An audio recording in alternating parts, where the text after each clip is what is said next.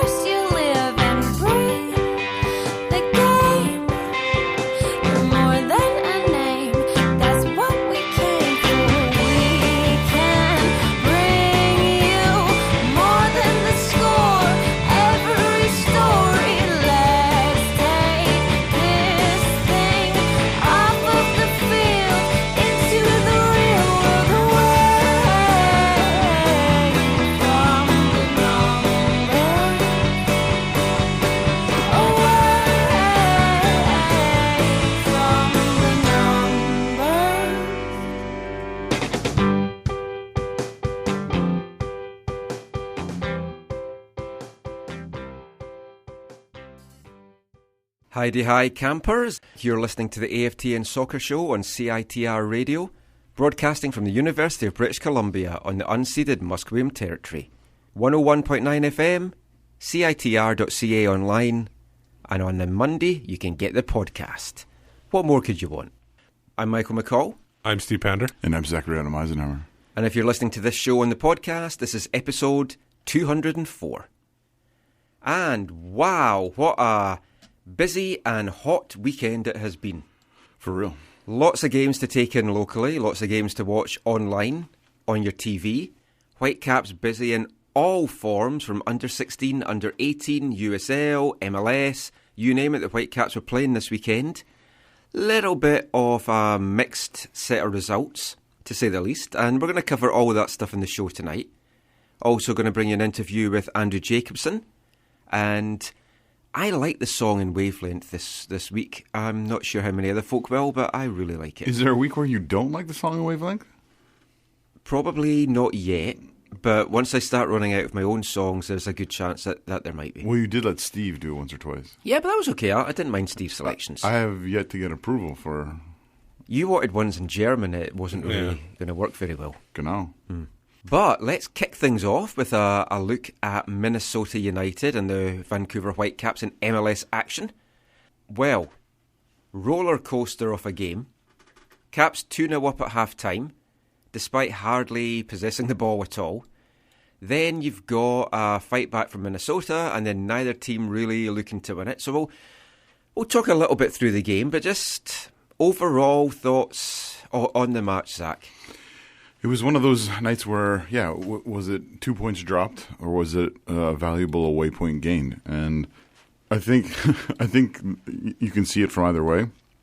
Yeah, the stats obviously, as you mentioned, a number of the stats were not really, really positive, both for the team as a whole, the squad as a whole, and individual players. I think, hopefully when things are all said and done at the end of the year, we look back at it as a positive point gained. But at halftime, you'd be disappointed not to get out of Minnesota with all three. What did you think about it, Steve? I thought I don't think it was all doom and gloom like especially Michael's headline had in the thing. That was a play on the Minnesota supporters group, the Dark Clouds. Oh, okay, that makes sense then. I didn't catch that at all.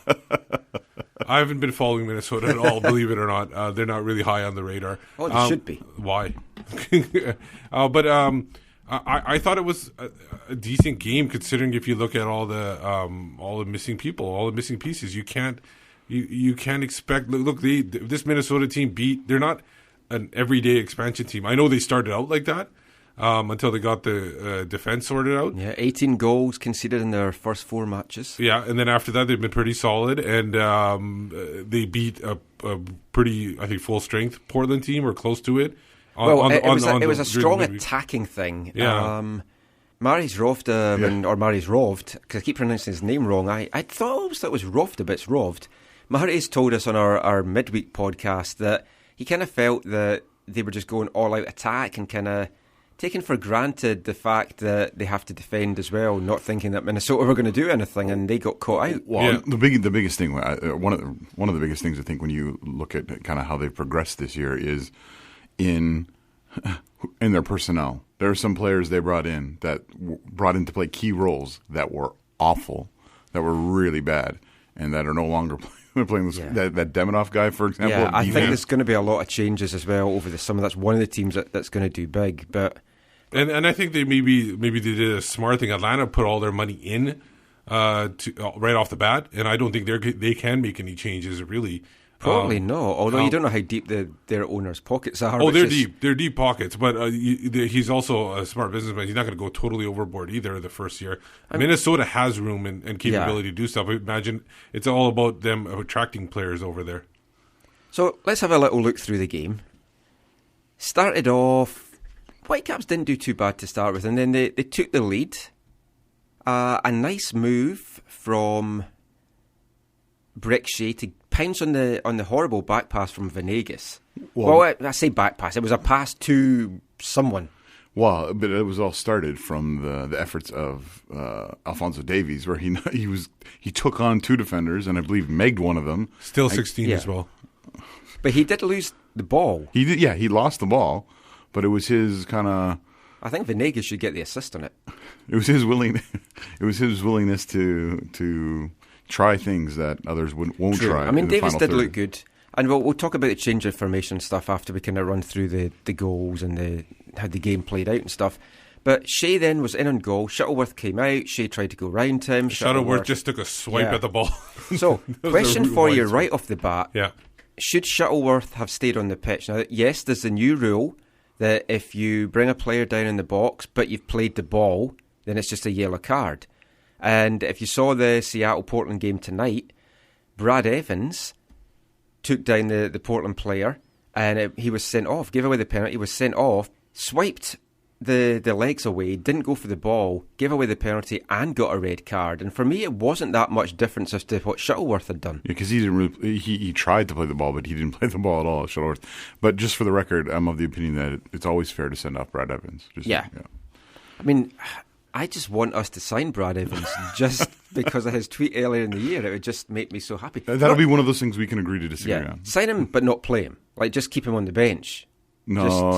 And don't even invite him to the training facility. Yeah. He trains on his own. You don't need that stench on the bench. Oh, I always need that stench.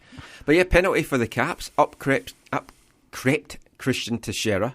Not an easy thing to say at this time of night.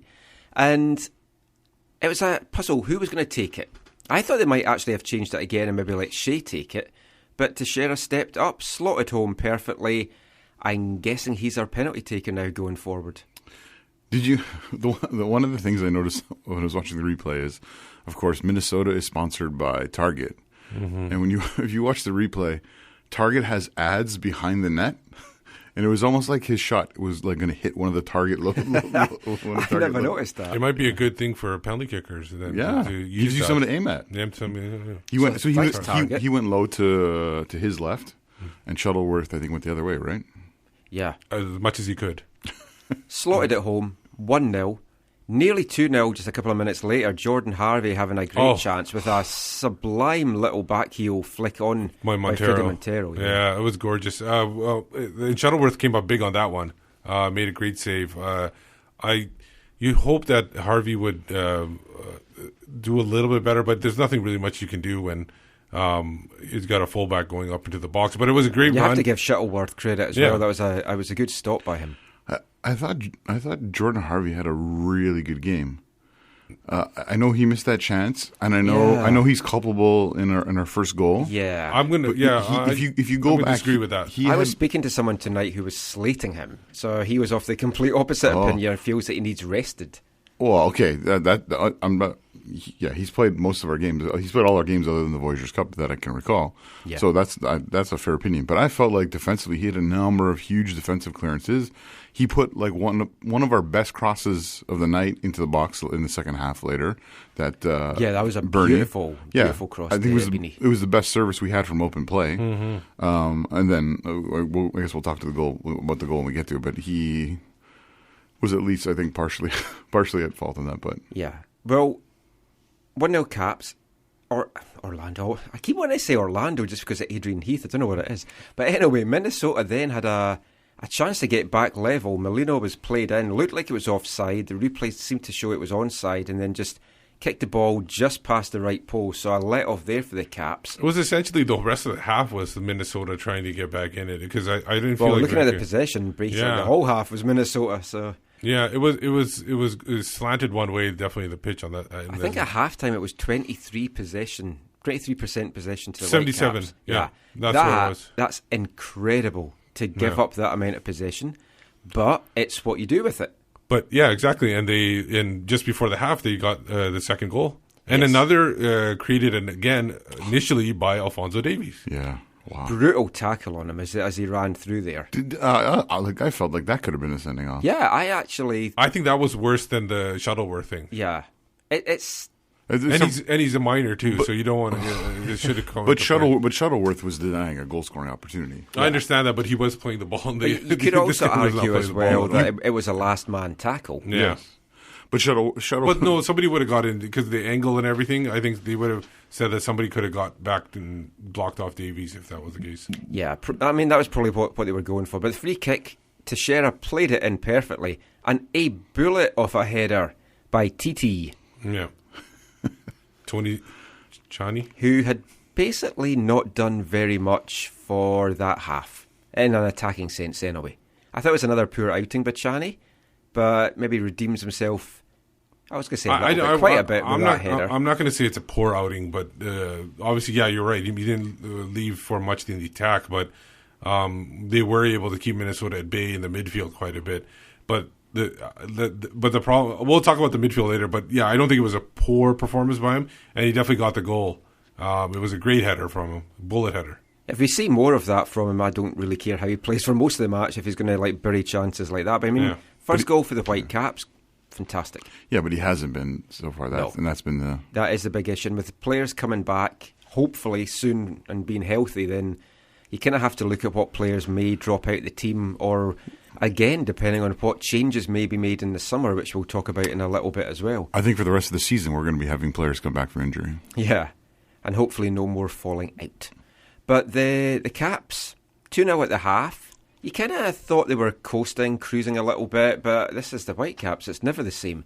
And one thing which I did think about at half-time was that the time to change the formation? So we'll talk about the formation now, I guess. I was thinking that while I was watching the game. I mean, why did they change the formation? Kyle Robinson sprang a surprise before the game, went for 4-4-2, and the sole purpose for that was to try and catch Minnesota by surprise. Obviously, it was a bit of a surprise to Minnesota. They weren't expecting 4-4-2. It's not something he usually plays. It allowed him to bring Davies into the team, give Montero, in theory, some support up front. Yeah. It felt more like a disjointed 4-4-1-1. Yeah. Really. I mean, Shea... Russell Beresford wrote a great piece this morning at Squad Player on Twitter. Check out the piece that he wrote about it, saying he's not sure what it's going to take to convince Carl Robinson that Brek Shea is not a natural striker. Yeah. But him not playing as a natural striker is clearly not one of those things that is going to convince him otherwise. And it wasn't a great understanding between the two of them. But for me, I would have gone to the 4-1-4-1 at the half, shore up that back line. Or even a 4-2-3-1 at that point. You something to protect your defence and protect the lead. And protect the midfield. Because they were obviously that 4-4-2, that's the number one reason why they weren't able to keep any possession, because they didn't have a third guy in there. Well, you knew Minnesota were going to come out all guns blazing. And we'll hear from Adrian Heath in a little bit as well. He roasted his team at half-time. Very, very angry and upset, Adrian Heath, after the game. The hairdryer thing? Basically, that's what it sounds like. He was hoarse, and he said it was from shouting at his team at half-time. So you knew they were going to come out. I'm just surprised that Robbo kept with that 4-4-2. I do think he could have changed it up. And Minnesota, a different team in that second half. Yeah, I think it could have played out the same way that you're talking about, with starting with 4-4-2, and that if they altered it at the half, it could have been a surprise as well. Yeah, and I think that's it is. That they obviously made adjustments to counteract the 4-4-2. So change it again. Change it again, and then that would have, if you looking into the thing, saying, knowing that they weren't expecting the 4-4-2, they're going to make adjustments. So knowing that, get ready to make adjustments. Maybe not start right away with a 4-4-2. I mean 4-2-3-1 or whatever, 4-1-4-1, but get ready to make those adjustments when you see what's going to happen. Totally. And that would have helped, I think. Yeah, at least on the scoreboard, it was definitely a tale of two halves. Yeah. Because they were able to just basically in the second half run through the midfield at will, because the space between the strikers and the midfield it was so vast, and they had all the time in the world to move it up. They definitely weren't running it well. Will Seymour was playing in the WFC2 game. Good But job. yeah, 5 minutes in, Minnesota back in it. Horrible defending. It's like Jordan Harvey sucked into the middle beyond belief. I don't know why people are on his case about that. That's what he was probably supposed to do if he sees somebody making a run. Well, who was at fault then?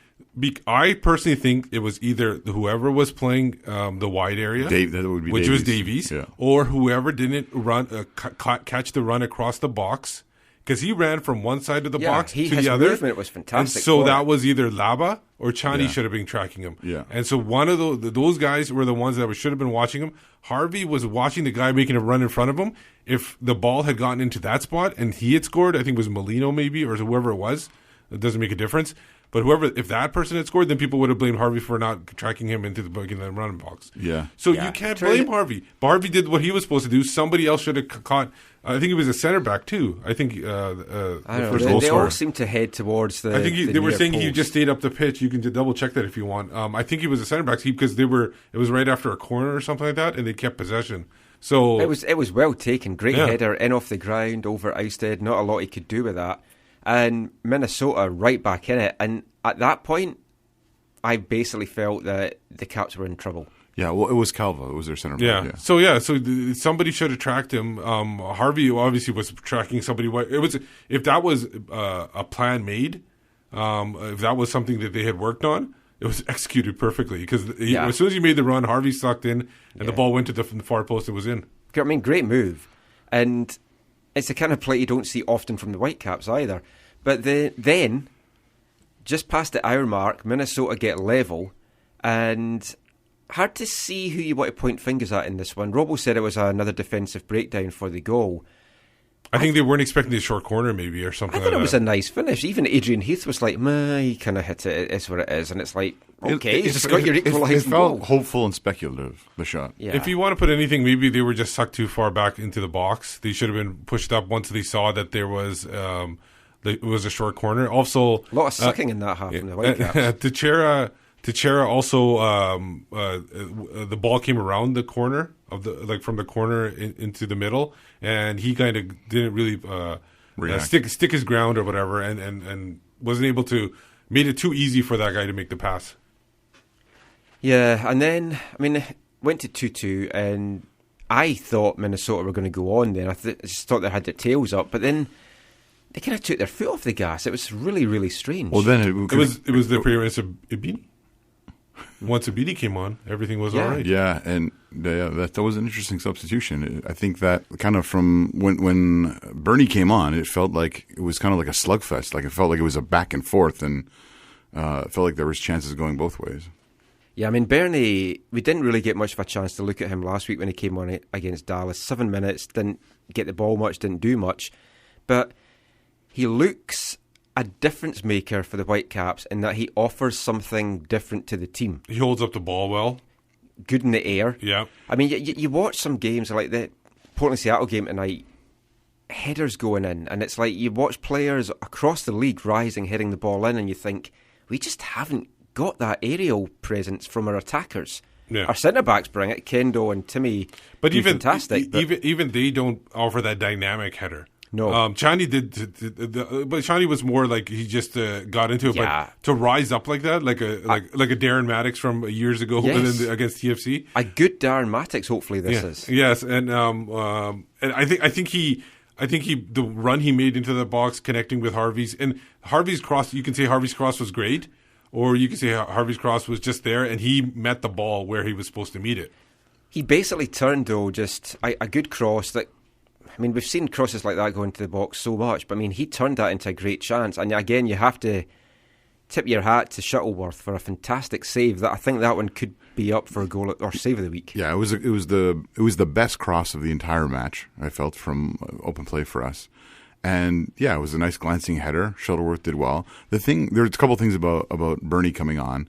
He was only on for 17 minutes, but when he came on, and maybe it's not a full indication of who he is, but the positive for me was that he looked like he was going to do anything he could to help us, fight for that go-ahead goal. He's hungry though as well because he wants to get minutes starting, exactly. And that is what we've been needing. So he was pressing, he was chasing, he was hustling. He looked like he was fighting for, He was fighting for a starting place, and it's gonna. I know some people were on him about it, maybe his touch or whatever, but it was. We're still finding his feet playing on turf as well. It's like he said it's that was grass though, wasn't it? Or was it turf? Oh no, that's turf. Yeah, sorry, that's turf. That's turf. That's a football field. Yeah, that's right. The pigskin. But no, it felt like okay. Here's a guy who wants it. You know what I mean? And like that, I think. It's been a while since I feel like we've seen someone come on and add that kind of bite and that kind of urgency. It's kind of like Mosquito sometimes, right? When Mosquito will come on to some games, and it's Mosquito has that spark. So hopefully Beanie can as well, and he might have played himself into start. He might be the guy that links up better with Montero if you're going to go with two guys up front, which I'm not sure that Robo will do that too often. But let's talk about Montero. Subbed off early again. Earliest that he's been subbed off, though. Did not look impressed. No, and I felt really sorry for him because, again, no service. Him and Shea just didn't seem to have any understanding. No. And his clinical scoring is just not there. It's not helped, though, a lot with the formation, a lot with the tactics, and I don't know. We've seen that he can bury a chance if he gets it. He's just not getting the chances. We've said this from the very beginning. In terms of a tactical approach that has often felt like a square peg in a round hole, right? When you're isolating him by himself up top, that's not really where he's had the most success in his career. This game, playing with two, trying to play off or with someone, did not go well either. But yeah, it's been frustrating for him, and it was interesting to kind of visibly see it in his face. Which you never want a player to come off and be like, "Yeah, I'm so excited, I'm coming off," but. You could read it in his eyes. And no more chances for the Whitecaps after the Beanies won. There was a chance towards the end for Minnesota to sneak Molino, I think, again, right? Yeah, double save from Ousted. Didn't come off. Game finished 2-2. Question I kind of posed when we did the match report on AFTN this morning, and just quickly get your thoughts on this, and then we'll go to some audio from the coaches. Sometimes a draw feels like a win. Sometimes a draw feels like a defeat. Sometimes it's a fair result. And you could easily argue the case for all three of those scenarios for the Whitecaps. How did it feel like to you? Did you feel it was 2 points thrown away? Did you feel that it was great to get a draw on the road with so many players out? Or was it just a fair result the way that the teams played both halves? Yeah, this wasn't like... Kansas City 2011, where we fought back and earned a point. Yeah. We were playing a new club in the league who has had some struggles and a few highlights. And even though it was an away match, games like that you feel like you should take something from. And then when you go 2-0 up, and it wasn't egregious, but again, one of the turning points of the game is the fact that Bobby Shuttleworth wasn't sent off. Can you you look back to David Osa getting sent off earlier this year, right? Like how outside the box. Yeah, true. No penalty. Right, but how that was a clear red card. Yeah, but so how that can turn a game. So up 2-0 at the half, it's hard for me to view it as anything but 2 points dropped. What about you, Steve? Considering how badly they were outplayed in the first half and still came up 2-0, I think it was a deserved point. They were able to hold off. They could have easily won with, for example, Ibini's chances, but they could have easily lost with Molino's chances.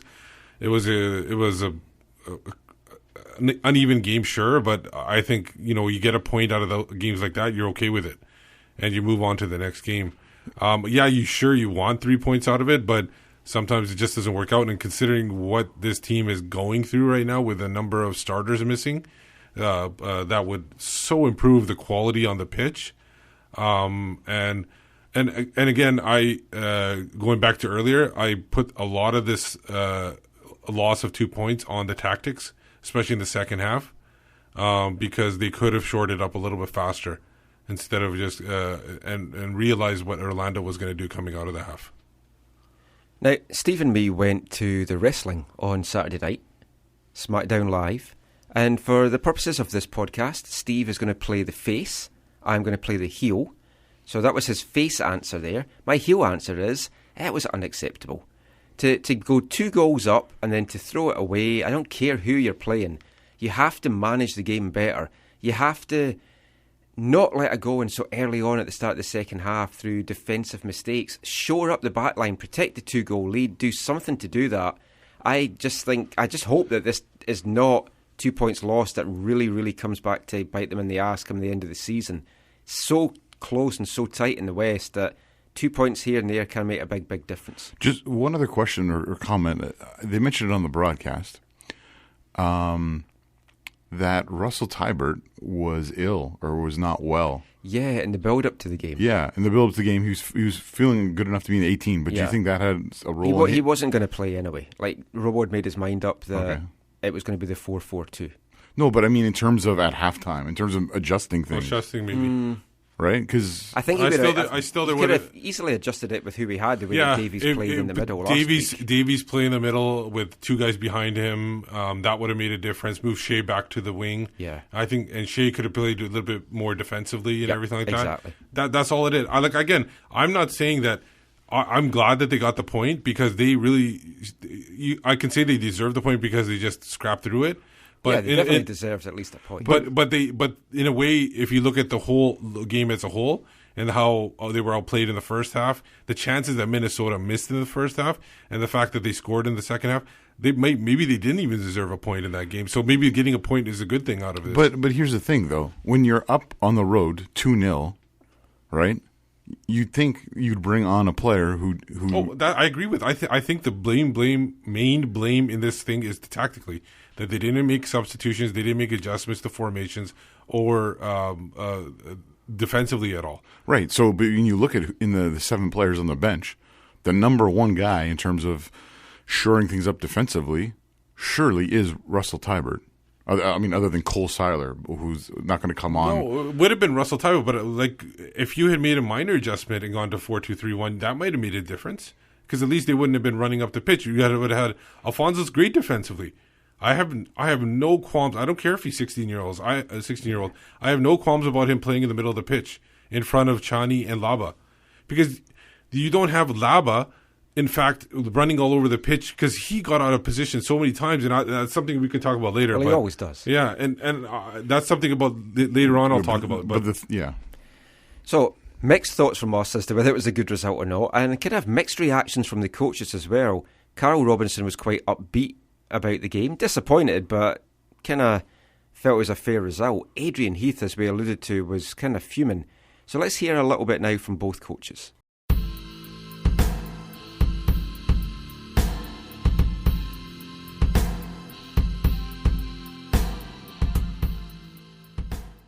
Not an easy place to play, but sense of disappointment, getting a point on the road, but losing. Yeah, no, it's probably a fair result based upon, us being 2-0. Credit to Minnesota, they reacted very well at half-time, and we knew that would be the case, but we're disappointed with 2-0 up. We need to manage the game better. 2 mistakes cost us in a 15-minute period. We regathered ourselves then, and maybe could have won it, but maybe could have lost it. So, overall, we'll take the point. Maybe disappointed to concede those, but the response from the lads for the final 30. It was great. It was really great, but 2 individual errors. And at this level of football, you can't make individual errors. And if you make them and you concede goals, it gives the other team momentum. That's what happened. But great response, good character. And we could have won it, but as I said, we could have lost it as well. We lost 2 points. We were the best team all evening. Every stat tells you that. But, as I said to the guys at half time, if you don't want to work the penalty area, you don't want to put crosses in, you don't want to run behind, you want to play a nice game of football, that's great. I can play a nice game of football. What I can't do is run, and run fast, and run behind, and make people uncomfortable. And second half, we did that. And when we do, we're good. When we don't, we bang average. It's 2 points dropped. Front four. Nice, neat, tidy, not enough threat. Possession's great. There's got to be a purpose for your possession. And the purpose is to score goals, to work the back four, to work the goalkeeper. That's the purpose of the game. Not to see how many touches you can have in the middle of the park. Yeah, it's nice. Looks very pretty. I want to play like we did second half, when people run in behind without the ball. Not make runs just to get the ball. Make runs for other people. And when we do that, we're decent. And we've thrown 2 points away tonight. Bad defending. Poor decision-making. You know, and we were a little bit short physically, size-wise. And that sometimes you can't do much about it. But it's a great ball in. And it's a good header for the second one. First one's bad mistake. That's what these things happen. Well, we worked the penalty area, didn't we? Got a cross in there. Got bodies in the box. Second one, it's okay. It's a finish. It's 2-2. But we can't wait till half time, till I come in and lose my voice at half time to get the reaction that we had. Because if we do, it's not going to be enough, and we'll have to change things. No, I want everybody to step up. It's a team game. I'm not going to say so-and-so, so-and-so. But we have to work the penalty area more. We have to get crosses. We have to get bodies in the box. And sometimes you can run all day and never get anything. But you have to do it, because without that, their back four is very comfortable, all set in their positions. Some of our combination play in the first half was fantastic. But then it has to go from the middle of the field to the final third. And we're too happy at times to go back again.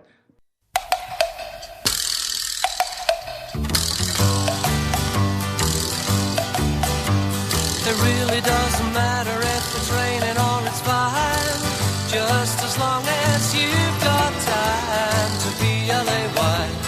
Play away, way, play away, play, away, way, play away, play away. It was great to hear the voice of Mr. Whitecap asking the questions there in the Carl Robinson presser. And Adrian Heath, animated. Not Mr. Whitecap. No.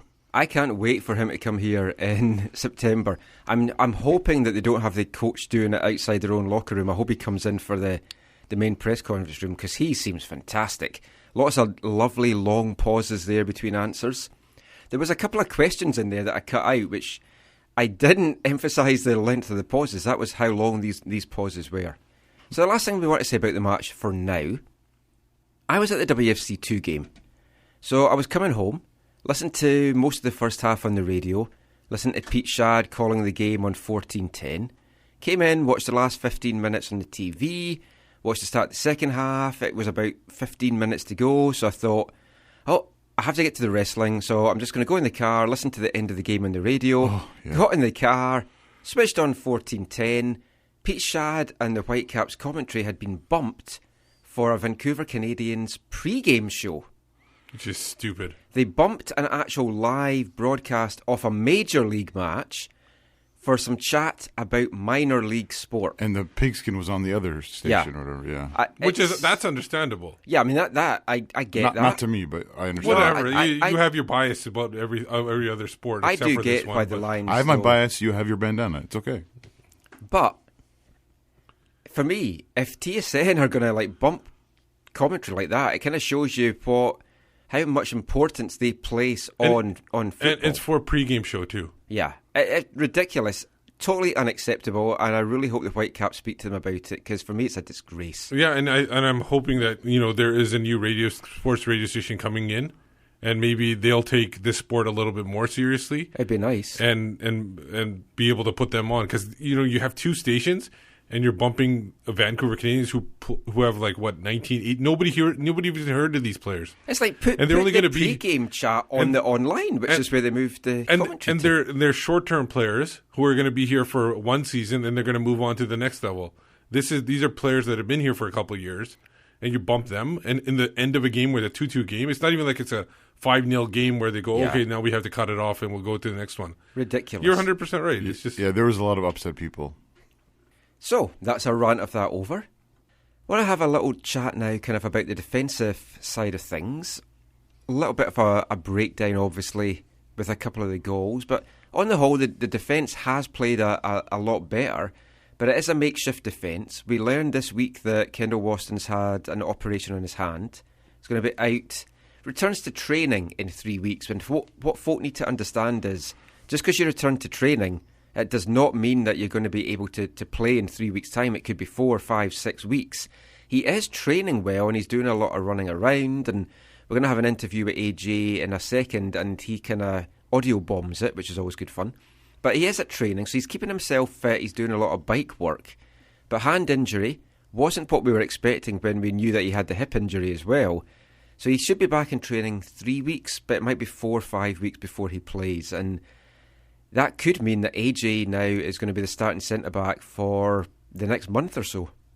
But the hand injury is not going to... It's more the hip that's going to keep him Yeah, up. Once I think he's good with the hip, I think then the hand... Because we know Alphonso Davies had a fracture in his hand, and he played fully in the full 90 minutes. Mike Martinego sent a brilliant tweet out last night of Alphonso Davies at half-time, and it was just a guy wrapped all up in bandages. Yeah.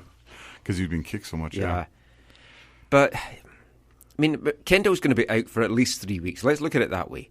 So you're looking at the back line. You've got Shannon Williams as well. Don't know what's happening with Shannon yet. Depending what happens with him being down at the MLS behavioural testing and everything that they've done, he could be back at training this week with the Whitecaps. We haven't heard anything yet. It's a week to week for him. You can't even say it's going to be 3 weeks, 4 weeks, because there's no set time at all. If he's back, he may be back in the starting lineup right away as well. Jake Nerwinski, though, did fantastic, I thought, against Minnesota. It would be tough to kind of pull him out the lineup right away when he's found his feet and he's doing so well. I'm not sure if that sends a good message to other players about taking your chances. He did get pulled off with an injury, so we don't know what that injury is. That's the other worry as well. Yeah. Is Nerwinski now going to be another player to have the injury bug? Right back Marcel de Jong. Looks like it. Yeah, that was an interesting one. They had no choice at that point because he was coming. He went down. Minnesota almost caught them offside or whatever. So they went for experience because Cole Seiler has played right back. MLS. It was interesting. I wouldn't be surprised, though, if we saw de Jong playing against Chicago this coming Saturday just to give Jordan Harvey a rest. Because de Jong's going to be going away, you have to feel, with the Canadian team for the Gold Cup. Mm-hmm. So he's going to be away. And it's like, Brett Levis isn't good to go yet. Christian Dean's not good to go yet. Adekugbe's not on the roster. So if you're going to give Harvey a break, this game against Chicago would be the chance to do that. And de Jong would have a chance to play that. Especially because you have a midweek match following. Yeah. So I think we will see de Jong next week. Andrew Jacobson is probably going to continue at centre-back. Christian Dean, still not back to full training, not taking part in the games. He's doing his stuff away on the side. So I do think he's probably still another couple of weeks away as well. And... well, he needs to get in with WFC too. Like, that's what needs. Yeah, I'll be amazed if Robo doesn't have him at least 1, maybe 2 games with WFC 2 to kind of see how his foot is, how he's doing, how his match fitness is.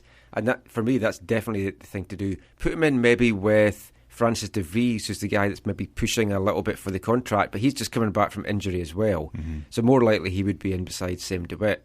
Dominic Zater got sent it back for WFC 2 at the weekend. So if Dean is maybe good to go in a game, we could see him play against Seattle this coming Saturday. It would be great to see Dean back on the pitch. Now, AJ has moved into the centre-back role. He's done well there. He played a couple of times there last season, always impressed. And there's been a couple of little hiccups with him, but I think he's done really well back there. He seems to already have a very good understanding with Parker. Yeah, I agree with that. It's almost seamless. I think that obviously everybody's going to point to the Atlanta goal. Again, where he didn't cut him off a little bit faster. But other than that, I thought he's played well. He heads the ball well, clears it out of the box. He took one off the head. Oh, yeah. Neck or something, or head or jaw or something like that, I think it was. They were screaming for a handball. I don't know what Minnesota players were looking at. There's too many dark clouds there. Yeah, it could be. Yeah, shadows. But yeah, I thought he's played well. seamless with Tim Parker. Yeah. But you still, whenever you get a chance, you do want to get a natural center back there, like a Kendall Waston, obviously. Mr. Versatile, definitely with the Whitecaps I think that his form for the years helped in him making, having to start at center back, because he's been in such, I think, good form in midfield as a part of that kind of core three. Yeah. That I think it's helped him be able to slide back and help him be confident, help his teammates around him be confident in him there. At this point, not at the halfway point, but I would easily say he's the unsung hero of the Whitecaps so far. Yeah, totally. And I got a chance to catch up with AJ at training this week, just to kind of chat really about the season he's had and all the different positions he's played and a lot more besides. So let's just hear now from Andrew Jacobson.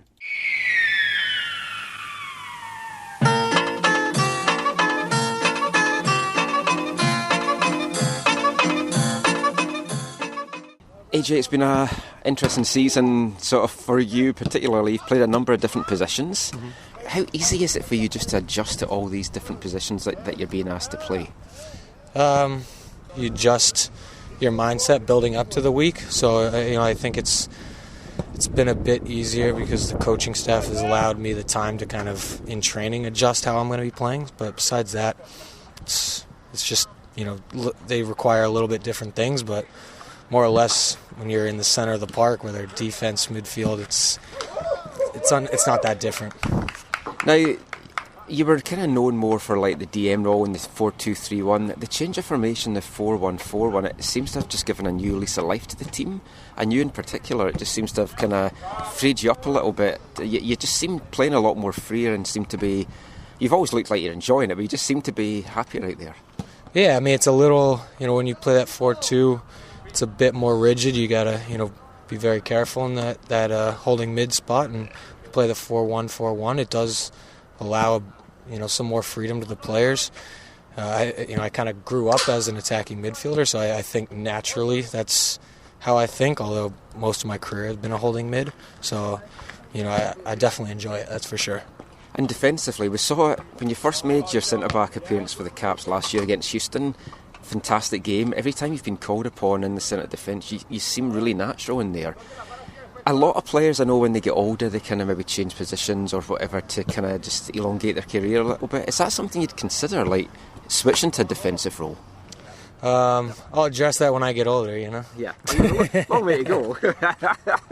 No, I honestly, I didn't come here to play a set position. I came here to help the team, and I think the coaching staff, it gives me a lot of confidence that they rely on me in different positions and trust me. So, I'm here to help the team in any way they call on me for. Now, last season was a bit of a struggle on the pitch for the team. Didn't make the players for the first time in a couple of seasons. The turnaround this year, though, has been quite phenomenal, really. What do you put a lot of that down to? I would say mentality and attitude. I think, we've really come together and believe we're going to win the game no matter what happens, whether we go down or up or anything. We really think mentally we're much stronger going into games and throughout the game. We don't feel like last year we had a lot of swings mentally and kind of how we play throughout a game, and I think we're a lot more consistent this year. This is your 9th season in the league. The league's changed a lot since a lot of folk here started paying attention to it in 2011, but how have you noticed that the league's changed from when you came in 2009? Huge difference in quality. I would say when I first came into the league, you could almost be a top team by just having good, hard-working players that kind of work for each other. They don't have to be the highest of quality, but if all 11 were just working for each other, you'd actually do pretty well, and I think there's teams that have won championships that way. I think now it requires quality to change games and to win games, and you're seeing it's a lot more difficult to get that winner, and special players are changing pretty tight games. Now, just looking a little bit back into your career as well, I noticed you went and played for America 2008 in the futsal tournament. Was that always something that you did growing up? Like, did you play a lot of indoor games? Not indoor. I grew up playing a lot of futsal, quite a bit in California. Okay. And then never was that big into it, but I got injured when I was in France, and as I was coming back, they called me to the World Cup, and it was a cool experience, so I went. It's not something I pursued heavily, I would say, but I always enjoyed playing it a lot growing up. And we do a little bit in the show as well. We kind of talk about firsts. Do you remember, or how much do you remember of your first game in MLS? First game in MLS, we were up 2-0 in LA, and Donovan came and torched us in the end to come back 2-2. What's your recollections of your first professional goal? Oh gosh, let's see here. Professional or MLS goal? Let's say pro, or if pro. MLS, I think I scored a goal in the Open Cup my first year or something like that, but I don't think it meant much. I think we ended up winning by a lot. First pro goal or MLS goal, I think, was my first year in Dallas. I'd have to go back and check, to be fair. The goal that you scored this year, the screamer, is that probably down as the best one that you've scored in your career? Yeah, probably. I've had a couple longer ones, probably, but not off the volley. Don't get close to goal very often, so I kind of have to shoot to score. So yeah, it probably was. Just last few things quickly. I noticed as well you had a spell over in Norway. How did you find that whole experience? Fantastic. That was when I was in Dallas, New York had purchased me before they had a team, and there was still 6 months left in the season, so they loaned me out to Bob Bradley's team out in Norway. I absolutely loved it. Very tactical, complete change of pace from the MLS, and I thoroughly enjoyed it. Just last thing, teams now going into close to the second half of the season. What are you expecting from the team to do in the second half? A lot of the injured guys starting to come back, but it's just been an incredible season. I've never seen a team like this get injuries. What are you hoping for this second half? Yeah, injuries are going to happen. It's the next guy in line stands up and steps up in the games, and really what we want to keep doing is just progressing little bit by little bit. We don't want to have these big, huge swings where we're fantastic in one game and then kind of out there the next game. What we're looking to do is consistently build how we play. Great. Thanks so much for your time, Adrian. Good luck for the rest of the year. Take care.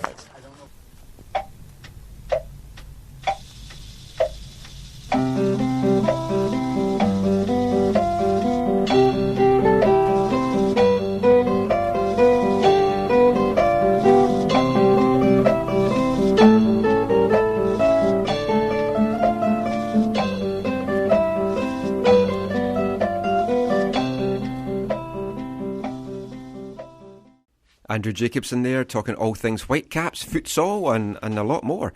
And I'll just explain the music that introduced that and came out at the end of that, and then... Yeah, please explain that. The music that we had before that as well. I'm enjoying your music this week.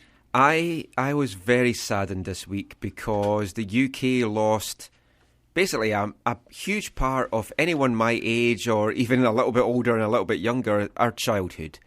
It would be like Mr. Dress-Up. I don't know if he's still alive or not, but is Mr. Dress-Up alive Mr. Rogers. Dead? Or Mr. Rogers? Mr. Rogers is dead, right? Sure, let's kill him. Well, and Mr. Dress-Up, I'm pretty sure, is dead too. Well, let's say when they died, Canada would have mourned them because it was a big part of people's childhoods. Unfortunately, Brian Cant died this week, aged 83. A lot of kids grew up watching him on Play School, Play Away, and 3 of my favourite kids' shows, Chigley, Trumpton and Camberwick Green.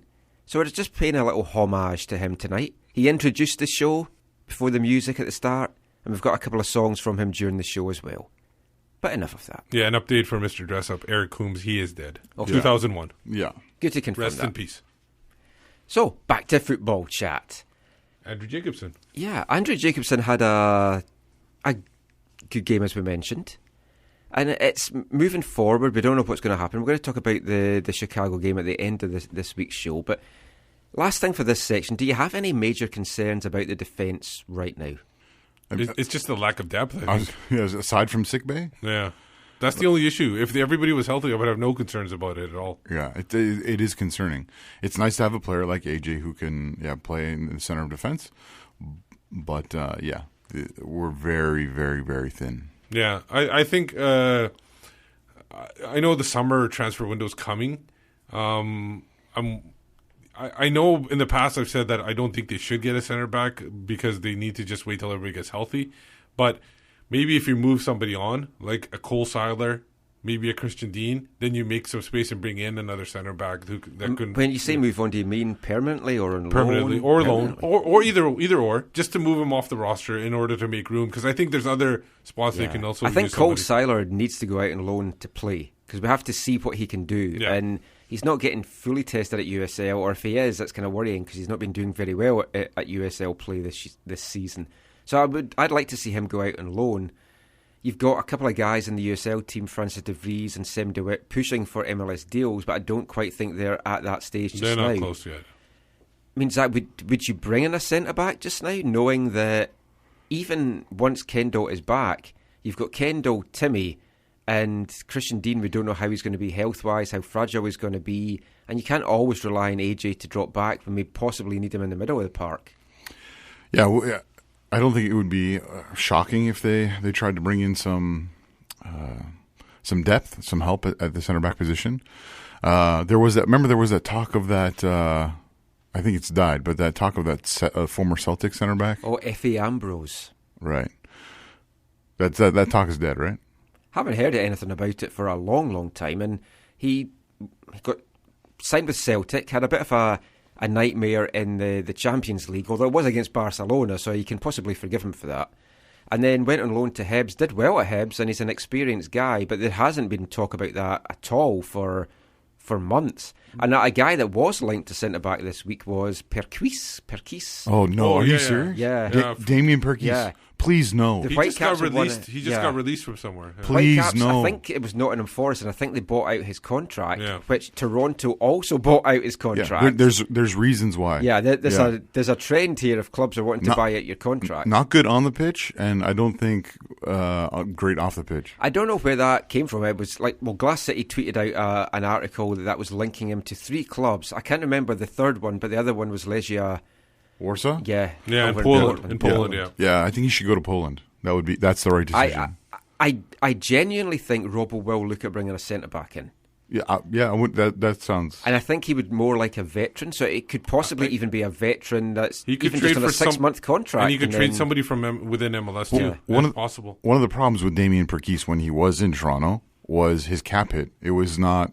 He was not. He was making more than he was worth. Yeah. The thing is there's other teams that are probably going to bring in center backs too. To strengthen their teams, and they might have extra pieces left over on their starting lineups, and they might want to unload them, and maybe you don't even have to give up too much to get that. Maybe we should talk Pamadou Ka out of retirement. So you want leftovers? Just as a stopgap, because you're going to have Kendall Waston going for international duty as well in September. I don't know if the Whitecaps have a game in that area, but if he goes on international duty, he could come back injured again. Plus, and then you need that extra suspensions player. are going to come into play at some point. So yeah, but he's out of the. He's going to lose it one of these days. Both him and Bull are confirmed out of the Gold Cup squad, right? At the moment, yes, but I believe players could get added at the quarter-final stage because that's what knockout. TFC. I think that's going to be an issue. There was chatter about that might be the case with Kyle Larin, that he might be missing going to the Gold Cup initially, but could be back for the knockout stages. We'll have to wait and see about America, Altidore, and Bradley are staying with TFC until the knockout stages. Apparently, yeah. Kyle Larin, I heard 6 weeks. I heard he's out for at least 6 weeks from. But there's no set time. If they've said that might have leaked out, but there's no set time. For no, yeah, I heard from someone kind of close to the Orlando club that it's 6 weeks. So we'll see what happens, whether Robbo does bring a centre back in or not. I genuinely feel he will. The transfer window opens on July 10th, so he might have someone lined up. You never know. At this point, we're halfway through the show. Whitecaps are close to halfway through the season. What are your guys' thoughts on how it's gone so far?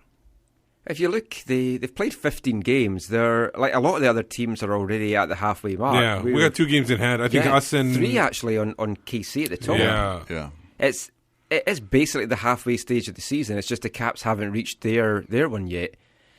I mean, they've won 6, they've lost 6. Considering all the injuries that the team's had, that's not the end of the world. Glass half empty, glass half full? Yeah. I would say glass half full at this point, considering what they've gone through.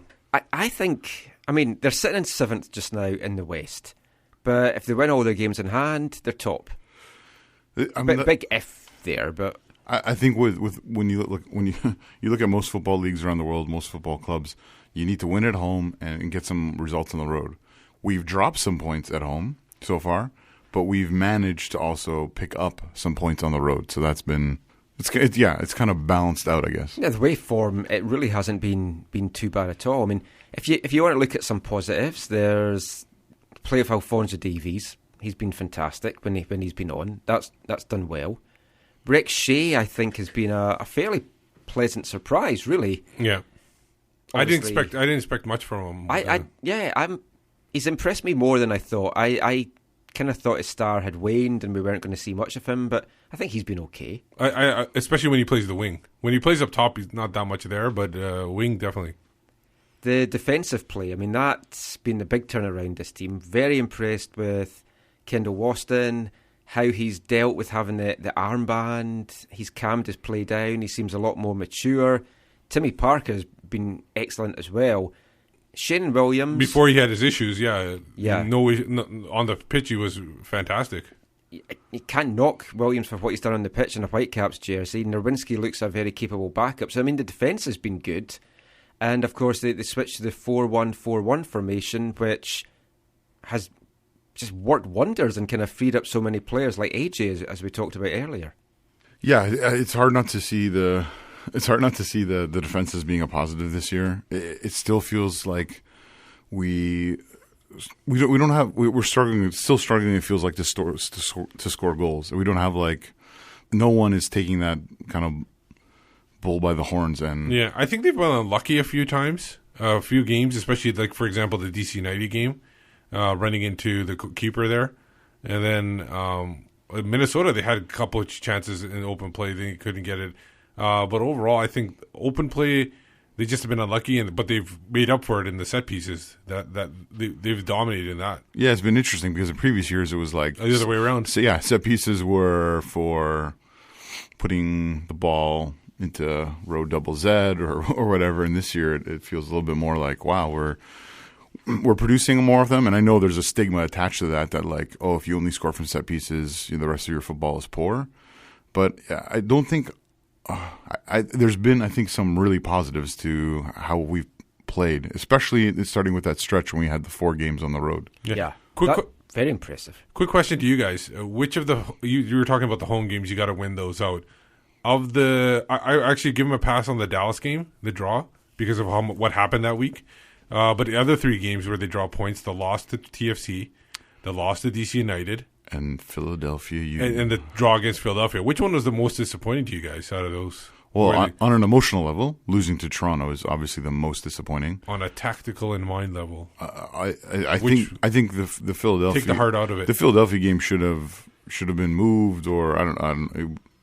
Yeah, I know it was first kick or whatever, but that was not ideal. That I think they did it. I think they purposely maybe did us a favor by serving us a really not great team. I was going to say, it was a crappy team. Yeah, I think that is exactly what they did. But I don't think Vancouver was able to take advantage of it because I think they saw that, what we were going through. I think they tried it in the schedule to give us a team that wasn't going to provide much. Yeah, for me, and Philadelphia didn't at all. The Philadelphia game is the hardest one of those 3 losses. DC, or they didn't lose, but felt like a loss. The DC game, I was critical that they weren't a very good team. But Robo then kind of chastised me when I mentioned that the following week, saying that that's not fair to DC, that they are a good team. They're just going through a bad patch at the moment. Philly, though, I mean, that draw. Yeah, I talked to DC supporters, and I don't think they feel like they're great teams. Still don't feel they're a good team, but Robo seems to think they are. He's just been a nice guy. My other concerns, I mean, you've got Montero scoring or lack of. I mean, that's a big concern. The service team's another big concern. And just, what is happening that we just can't keep players from getting injured? Is it something that's happening at training? Is it something to do with their regime? Are we just not enough time in the hot tub? Are we just the unluckiest team in the world this season? I don't know. I personally think that you guys can disagree or whatever, agree with me.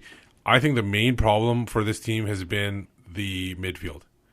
Whether it's attacking, whether it's defending, I'm not a fan of the. I like the way they're set up, tactically, but I don't like the personnel on there.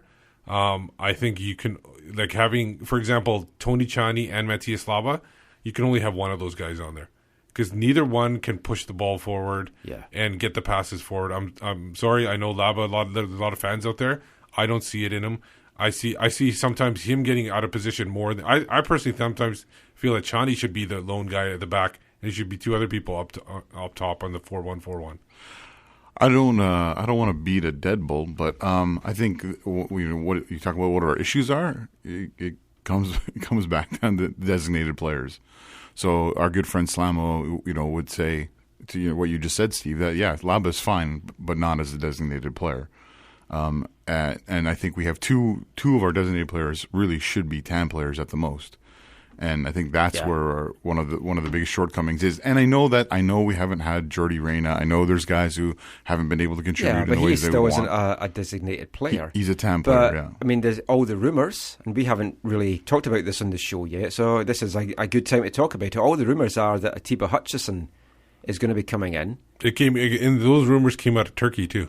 Yes. Gobble, gobble, gobble. Yeah. Not Siggy Schmid. No. But that's a throwback for our early listeners there. But yeah, Atiba Hutchinson linked with the Caps for a long time. Now it seems have a bit more legs. There's talk that MLS is going to help fund it, as they did with bringing the US guys to TFC. $5 million has been the transfer fee mentioned. And there's no doubt a player like Hutchinson is going to improve the team. It's going to help the middle of the park. But can we justify spending $5 million on a 34-year-old when if we're going to spend $5 million, I would spend it on a younger guy, maybe a really talented striker? Totally. Like this is like I love Atiba Hutchinson as a voyageur, as a Canadian supporter. Like I love him. He's one of the best players, if not the best player that's ever been developed and come out of our country. I supported him for years, with the national team. Obviously, we've gotten to watch him on TV, especially his time at in Denmark and Copenhagen, in Champions League, in Europa League, and stuff like that. And I think he can come here, and I think he can contribute. I think he can do some really great things. However, you bring up the figure of $5 million, which hasn't been confirmed. To be fair, to be fair, it hasn't been confirmed. If we base it on that speculation. Right. To me, it doesn't make a difference about the money. No. It makes a huge difference about the money because they've said they don't want to. The football committee, including our owners, have said they do not want to.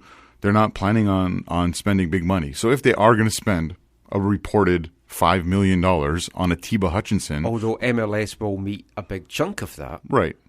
But if they're sure, but we don't know what that is. Before it sounded like they were maybe going to pay $1 million, and now are they paying 2? Are they paying 3? Are they paying 4? We don't know. Well, I think the transfer is going to happen depending on how much MLS contributes. I personally don't think MLS should be contributing to any club to help. No, it shouldn't. Here. But they've done it in the past. Yeah. If they got to keep doing it then. But the issue is, if they're going to do that is a 34-year-old center midfielder who is not going to probably in and of himself sell a lot of tickets and move the meter in that sense. Is this really the best overall thing? And again, I'd be really happy if I could see Atiba Hutchinson play for a year or 2 or 3 or whatever here.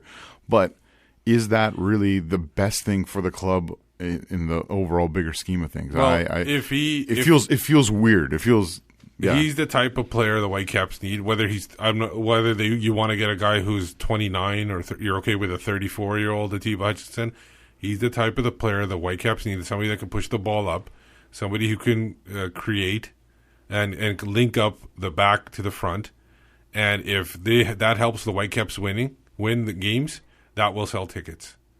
And he has been phenomenal for Besiktas this past season. And that's in Champions League. And Europa League. Yeah, and Europa League after that too. So I honestly, if they want to, this is the player they need. That's my whole issue with the midfield. The midfield has, because they've had Freddie Montero up top. He is, if you don't want to call him proven goal scorer, he's a decent goal scorer for MLS. He's definitely a proven goal scorer. Then there you go. So that's obviously not an issue with striker up top because they brought a Beanie in as well. So they're not going to bring in another striker at this point. They need to fix their biggest problem, which is the midfield. I don't disagree with you, Steve. I just don't know if Atiba by himself will be able to fix the midfield, or Atiba and Jordi together will be able to fix the midfield. And there's no other players unless you're going to go put 5 people in the midfield. You're not going to have any other players that can fix it by themselves because 4-5-1. That'll be the new formation. He hasn't tried 4-6-0. But that's an old Scotland formation. But Steve, winning will sell tickets. But I don't think Atiba in and of himself is going to sell the amount of tickets that you could get for spending $5 million. Reported $5 million. What striker? What young striker are you going to bring in that's going to sell tickets? You guys just talking about spending money on a young striker, and what young striker is going to come for $5 million transfer fee, unless you get him for free? I don't see. The silence is very telling. Yeah, so I don't see who you're going to get for $5 million. You got players like. If you're talking about bringing a player in just to sell tickets, no, you're not going to get one of those players. No. But you could definitely get a good player in the Mexican League in South America. You could do that in the offseason at this point. Right now, when a young striker comes in, who you're going to put Montero on the bench? You're going to put Ibini on the bench? You just brought him in.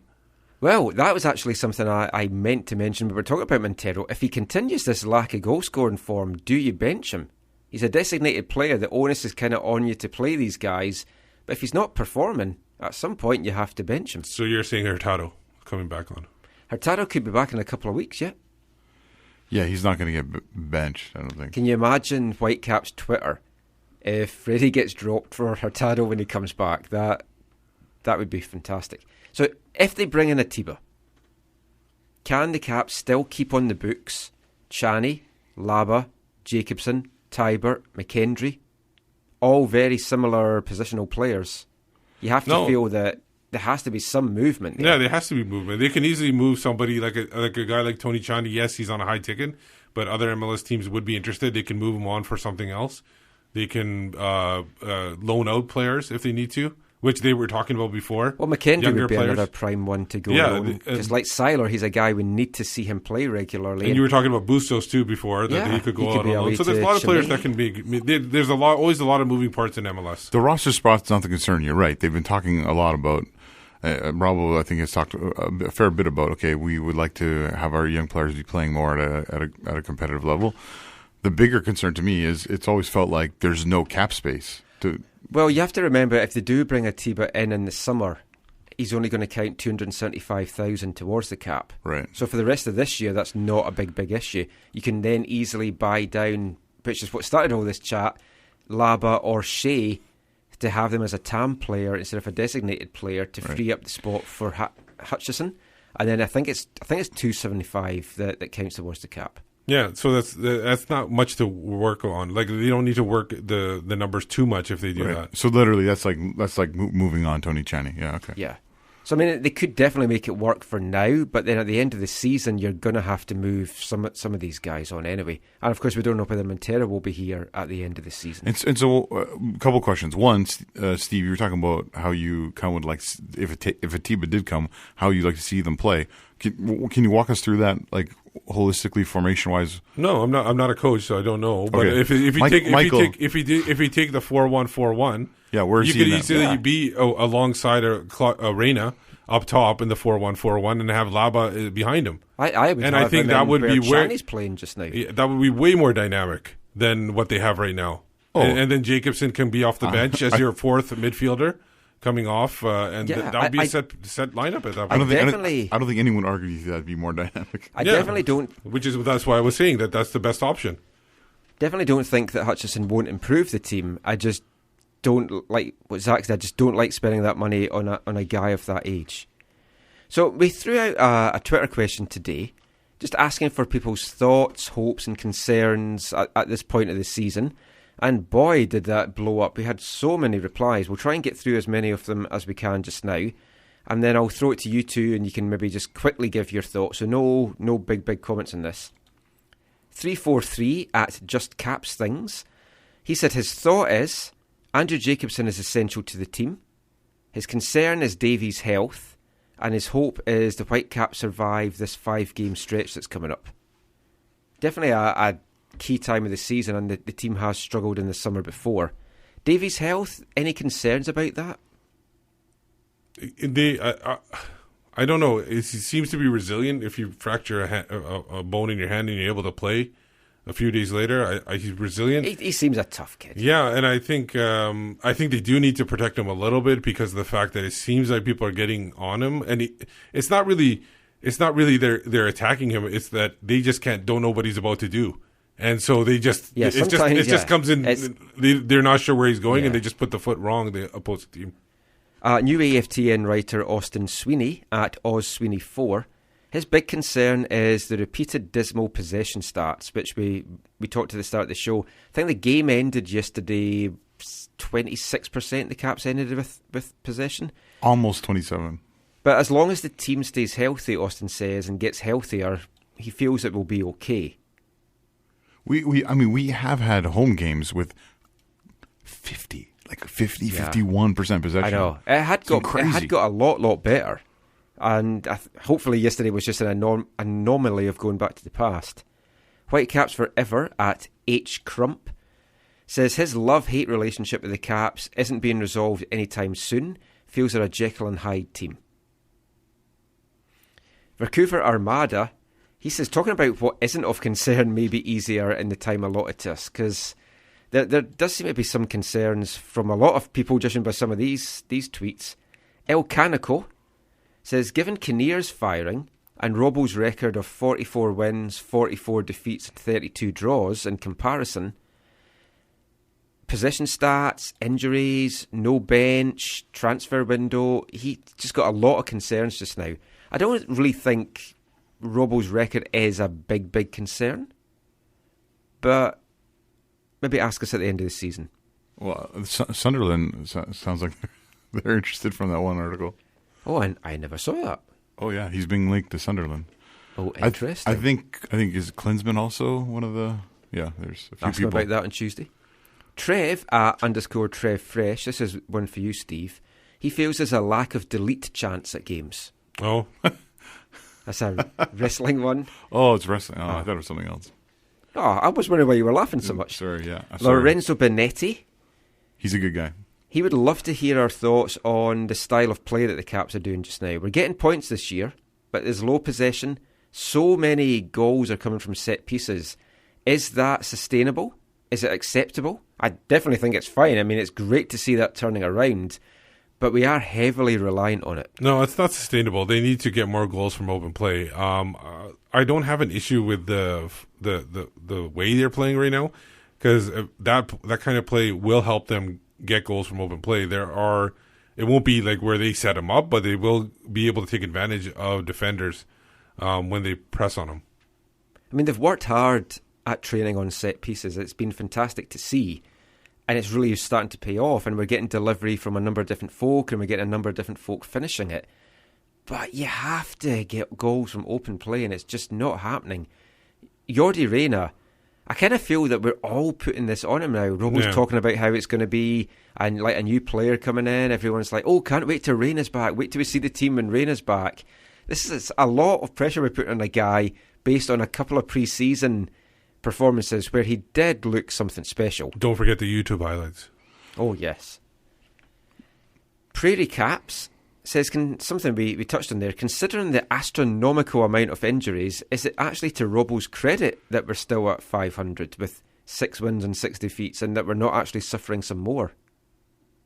No, I agree. If you look at the list of man games lost, we should have looked at that, but we'll get that for next week. Yeah.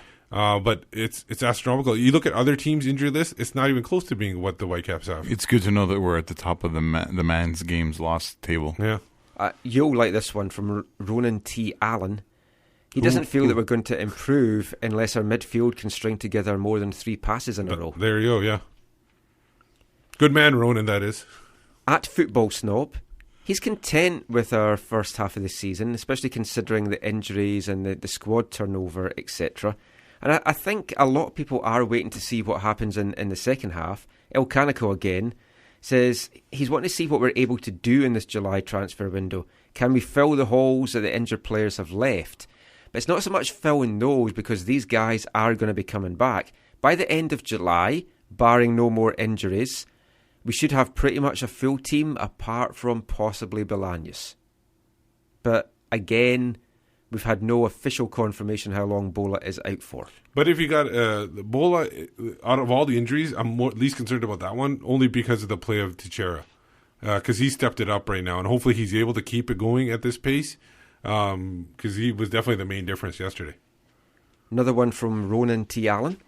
Are we the worst passing team in the league? And he says the answer to that question is yes, by the way.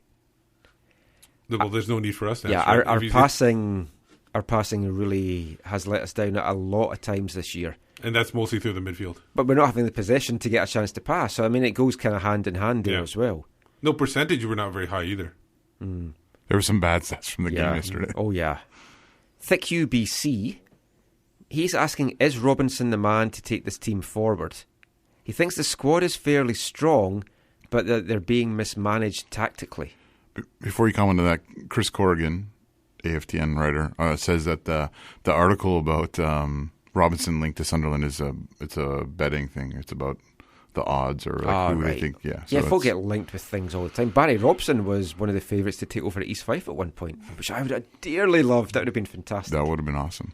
But yeah, do you feel Robbo is not getting the best out of this talented squad tactically? No, because we haven't had the squad together fully yet. I think that he's made some changes tactically which have worked, so I don't have an issue with that. I still wish, again, going back to yesterday's game, that he does a little bit more changes during the game and recognize when he needs to change, make a minor change of formation or something like that. There have been some positive things tactically, I think, especially talking about that run from the Seattle game on forward. However, when you look at how our usually lone center forward is left on an island and isolated, and this will come back to, Steve, your favorite point of the evening of the midfield, or the lack of quality build-up play in our midfield. There are issues there, and it's not just with this current personnel. I think it was the same last year in many ways as well, right? So it's been one of the kind of themes going for a lot of years. I can't remember a midfield when we had it. Yeah, and actually, that kind of touches on something that Aidan Rantoul said, which, talking about all these things, and we're making excuses about getting players back, blah, blah, blah, and that we're going to be better. He says, didn't we say this sort of thing at this exact point last season? And his expectations are higher this year. But who was coming back last year? Yeah. Chris Corrigan again, at Sailor C, who, by the way, says that you're nailing it tonight, Steve. So obviously we kind of take nailing who? You disagreed with my Chani instead of Lava at the back. Well, apart from that, you're nailing it. He says maybe the second half of the season we'll play with our actual first team. He's not worried, and he can't wait to see a full squad out there, which I'm pretty sure Carl Robinson can't either. #Optimus Union. And a serious question from Ronan, kind of touching on that. Do we see that there's going to be much difference in quality of play between the current injury-ridden squad and the healthy squad? He doesn't think there really is going to be that much difference once we get all these healthy guys back. Wait, there's not going to be a difference? Yeah. No, there will be a difference. Oh, there will be a difference. I know I said Ronan was the man earlier, but this time, I think if you just add Reyna to the lineup, that will make a huge difference. And obviously you got Waston missing. Williams was crossing the ball so well into the box before when he was getting really hot at that point. But I mean, let's just say Williams is back at training this week, and he's cleared and he's good to go. Do you put him straight back in the team, or do you keep Nerwinski in there to reward how well he's played? No, you put Williams back in. The only reason why is because you want him to get a game away. You don't want him playing his first game at home. Yeah, that's a very good point. You want him to get away. Although he's probably going to get more abuse at an away game than he would at a home game. That's fine, but he's expecting to get that anyways. You don't want him to get the abuse. And the thing is, there's only a 2-game lead up into the next game, so there won't be that much time to talk about it as well when he plays the next game. Then there's a break, then he's fine. But I still don't see him coming back even for Chicago. I think it's an awkward thing where people will want to know what happened, why it happened, and stuff like that, and he might get negative or positive feedback until... If he's back this week, he needs to issue a statement. Oh, for sure. He should be. He should be talking. He should have a press conference. If he can issue this... No, I think he should just issue a statement, say Monday, Tuesday, the day before he's due back at training, to try and take some of those awkward questions away from training to stop the news guys turning up? They're going to still ask the same questions. I don't know. They will. But isn't there like a communication ban? Like, isn't he not supposed to talk about? Well, there's a publication ban, so he can't go into all details, but he could make a statement. But people will either still ask him the saying it was a question. misunderstanding or putting his hands up and remorse. It's a publication ban for the media to report on it. Right, okay. But he can do whatever he wants. But the thing is, if the media can ask him questions all they want, and if he offers it, then it's out in the open. So that's why I'm saying they're going to ask no matter what statement he makes. It's a difficult position for him to be in. Yeah. And that's for why everyone as well, because no one knows that's the why you exact put it details of it. again. I don't think he's coming back this week, but you put him in Chicago because he's away, and who knows, Chicago fans might not even be paying attention. Maybe a few fans of the supporters group will, but other than that, for half of the game, he's not even going to be talked to. I'll just rattle through a few more tweets here. I told you we had tons tonight. Couple from Whitecaps Scarf, @caps_scarf. Wait, we got tweets from Whitecaps Scarf? Yeah, it's rare. We need a playmaker. Hopefully Reina will be the guy that gets that for us. Wants to know if Davis will get a Gold Cup call-up. I think if he's healthy, yes. I can't see that not happening. What's with Montero? No passion, lazy, no one's passing to him. I think it's frustration quite a bit, all probably. Three of that. Yeah. Why can't Bustos play? Robo has something against him? No, it's just Bustos is not ready to play in MLS right now. I don't know why you'd want to pitch him in. AFTN writer J Duke, @J_Duke. Robo seems to be getting his tactics right recently, in answer to the thing earlier. But it's personnel an issue. Where will Reina play when he's fit? Who does he replace? The midfield has a void with only Labat and Chani. Does Montero fit into the system that they're doing? It seems like Robbo is finally making strides tactically, but has a mismatch of decent players who don't fit in with the system that he actually wants to play. Then he might have to adjust the system then, and hopefully he's willing to do that. But I personally think that who does he replace in a midfield like this that doesn't put together passing, doesn't possess the ball? He can replace anybody he wants. And just last couple of things here. Morbito, @Morbito on Twitter. He wants to talk about the attendance. A lot of the teams in Vancouver are struggling with attendance just now. The Whitecaps attendance is down. Lions attendance last year was woeful. And I heard it Canucks was has not gone good. down.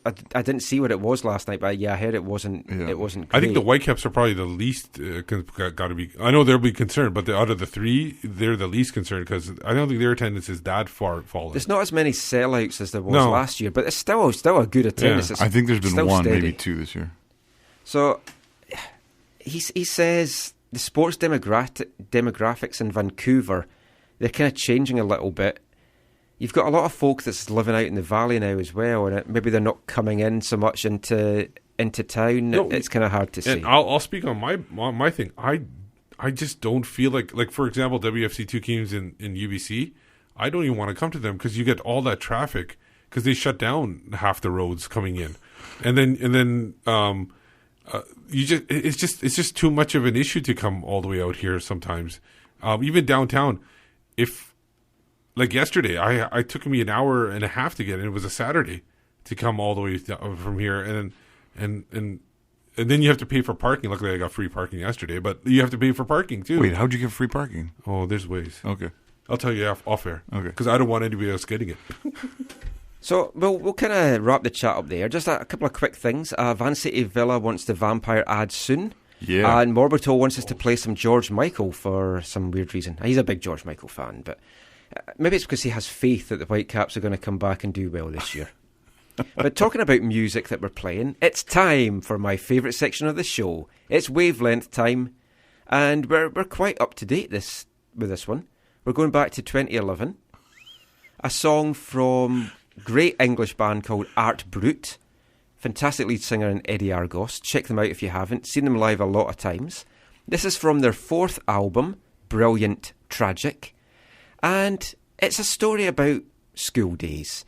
Unrequited love, playing five-a-side football. And the fact that sometimes when you go to school, all you learn about is stuff like football.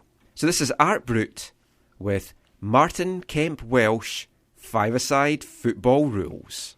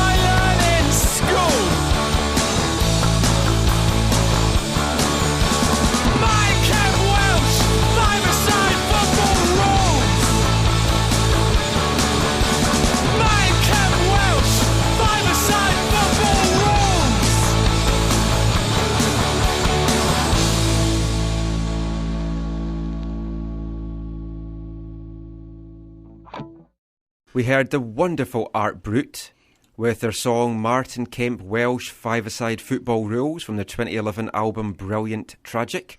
Got a tweet from Jay Duke there saying that was the best Wavelength song so far, but then qualified by saying that's not saying very much.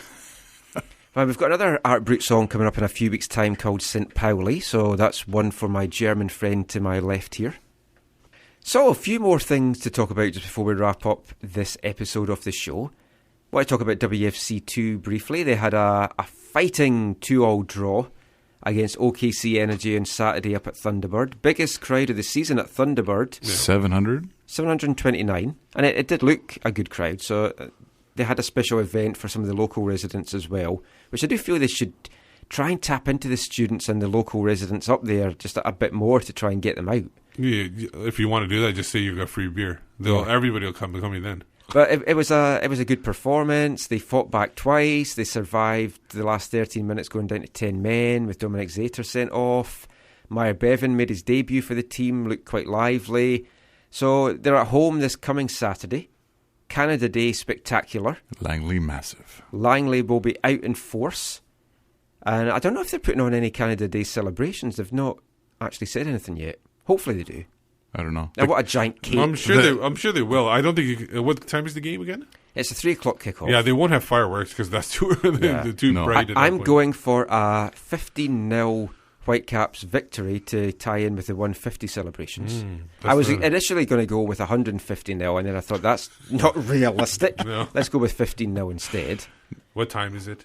The Couch Ultras who are in Langley are going to make it out to the game. Yeah, I want to give a shout out to them. The Couch Ultras, give them a follow on Twitter. They're going to try and set up a supporter section in the stand. Yeah.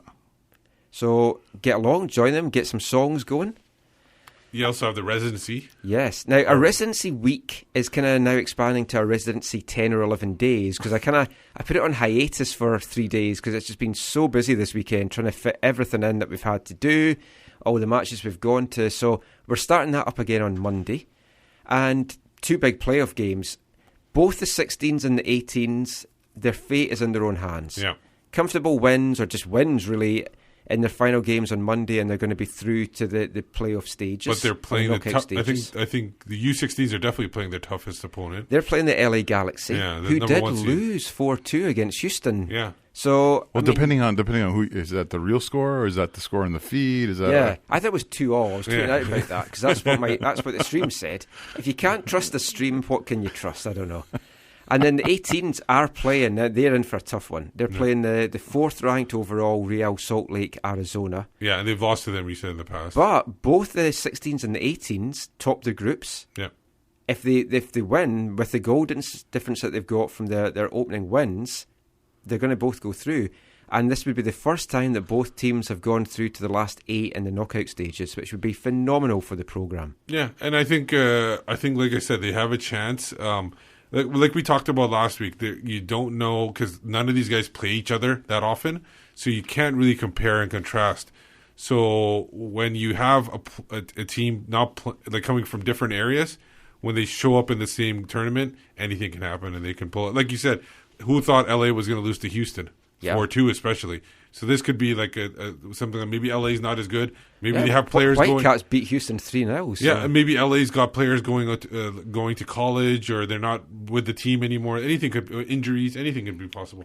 So what we're really hoping for, apart from both teams advancing, is maybe another home playoff game, because the couple we've had so far has been good. Oh, yeah. Just really hope that it ends up being a nighttime game, because I'm working that week during the day and I'm not going to be able to make it along. That home game in Bellingham versus Paris Saint-Germain from Chicago. That was a fun one. while Germany was spanking Brazil at the World Cup. That was a good day. That game was so like we lost 2-1, right? Yeah, because the Whitecaps tried to play football. And those guys were playing basically the other football with a soccer ball because they were just lobbing it over the top and getting people to run at it. Yeah. That's all they were doing the whole game. How dare they want to play football? And the last thing to talk about this week is TSS Rovers. I was doing the commentary at the game tonight. Managed to keep my voice between wrestling and doing that commentary this evening. Fantastic 3-1 win. 0-0 at half-time. 3-1 over Victoria Highlanders. 0-0 at half-time. Daniel Davidson came on as a sub. Matteo Polisi came on as a sub. 3 goals came from those 2 guys, a pair of them from Polisi. And Matteo Polisi, a guy that came through the residency programme, went to Europe, ended up actually his youth career with Timbers residency. Yeah. But he's going to be joining SFU next year to play with his brother Marcello, so great to see that. 3-1 win for TSS, as I said. Puts him ahead in goal difference in the Juan de Fuca Plate standings. If you can get to Victoria for the deciding game on Sunday, July 9th, head along there. It's going to be fantastic. What time's kick-off again? It's 2 or 3 o'clock. Yeah. It's definitely an afternoon one. It was a great... I didn't get the chance to watch the first half, but the second half was so exciting. First half was quite boring, yeah, actually. Yeah, good thing I didn't catch it then. But the one thing about Polisi is, if not for his knee injuries, he would be highly rated. He was, like a lot of people, all the coaches I talked to in residency were thinking if he was just healthy, he would be one of the best players on the Whitecaps residency teams.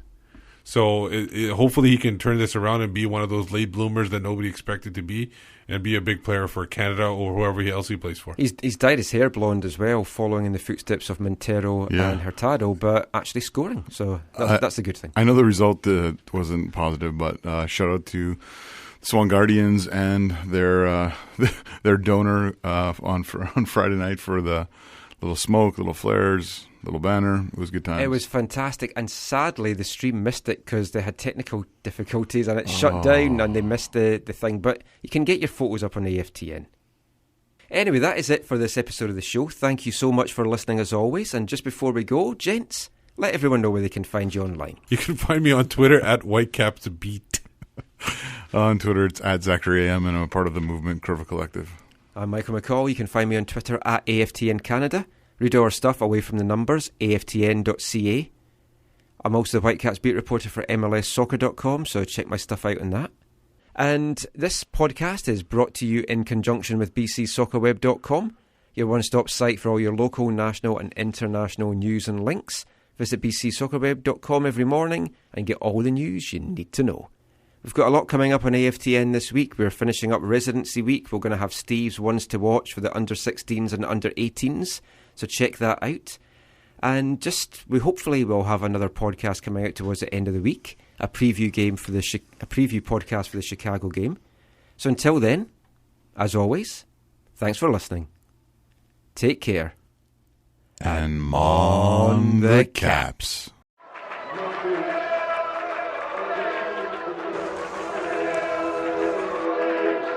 Going to your first match is an experience you'll never forget.